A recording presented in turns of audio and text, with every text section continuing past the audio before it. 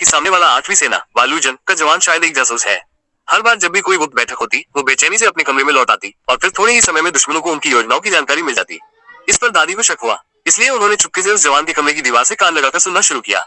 कमरे में मौजूद उस आदमी को ये पता ही नहीं था कि कोई उस पर नजर रखे हुए है। वो अपने सामान को तैयार करता है, फिर चुपचाप आंगन की स्थिति की जांच करता है। वहाँ कोई नहीं है, ये पक्का करने के बाद वो चोरी छिपे खिड़की से बाहर कूद जाता है। लेकिन उसे यह नहीं पता था कि दादी उसकी हर हरकत पर नजर रख रही थी। इसके बाद दादी उसका पीछा करते हुए एक सुनसान जंगल तक पहुंच जाती है। वहाँ आदमी की गतिविधियां बहुत ही संदिग्ध थी। वो झाड़ियों से एक पतंग निकालता है और उसे उड़ाने लगता है, मानो उसका असली काम यही हो। क्या वो इसी तरीके से दुश्मनों को सूचना भेजता है? इस बात की पुष्टि करने के लिए जब वो आदमी रात को कमरे में नहीं था, दादी चुपके से उसके कमरे में घुस जाती है और जासूस होने के सबूतों की तलाश में चीजें खंगालने लगती हैं। आखिरकार अलमारी में एक लिफाफा मिलता है जिसमें एक रहस्यमय पाउडर भरा होता है। तभी दरवाजे पर आवाज होती है, वो आदमी अचानक वापस आ जाता है।